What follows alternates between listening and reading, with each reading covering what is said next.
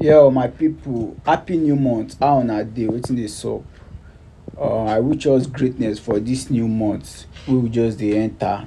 God no go let us fall for bad project and rug pull.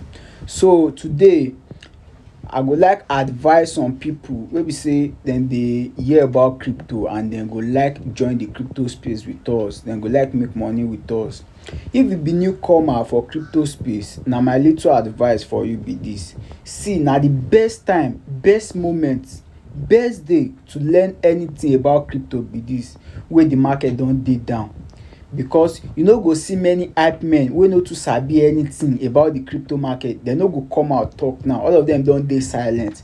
But we wey sabi as the market dey move and how everything dey sup for the crypto space, we go continue to dey preach the gospel of crypto and how you fit benefit many things from crypto. Many ways dey wey you fit benefit from crypto. We go continue to dey talk am.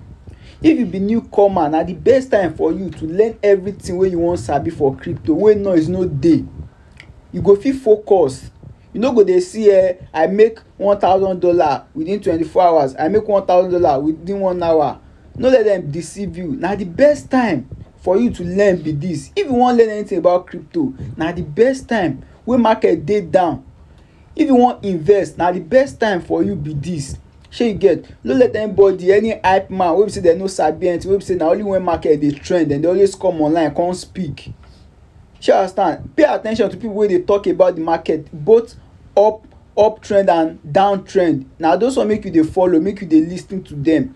So if you be newcomer wey just wan join crypto, na the best time for you to learn anything about cryptocurrency be this. Shey you understand? No take am for granted. Buy that course, watch that video, learn from different angle so you go fit know wetin to invest on and wetin you no need to invest on. Shey you get? So if you be newcomer, na the best time for you be this. Na crypto pidgin analyst talk am. Na the best time to enter crypto be this. If you wan make future money, you wan make life changing money, na the best time for you to make money for crypto be this.